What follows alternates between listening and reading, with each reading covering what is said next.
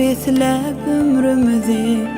tüm olsa da dünyanın yüzü yine güneş nurun seçer razı bolsa kakam içim bir yüreğimin meyesi bir arkamın seyisi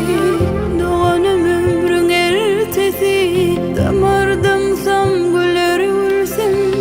razı bolsa kakam içim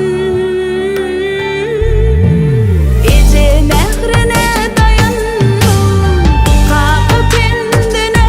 boyandım neger şun için sevildim rahat duydum ömrü herden uzak uzak menzil söküp bizden girdimizi çekip unuttuma gülüp bakıp razı sizden kakam içim gece nehrine dayandım kakı kendine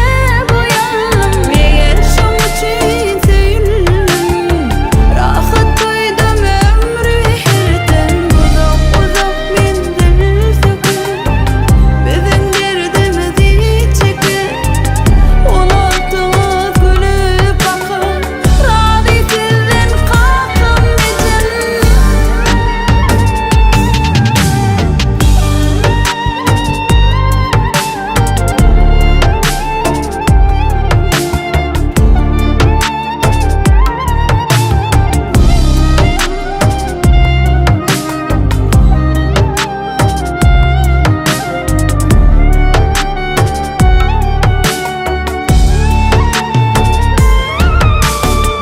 uğrattınız doğru yola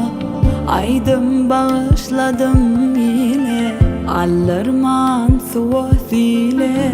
yengip gezdim şuun için razı bolsa kakam içim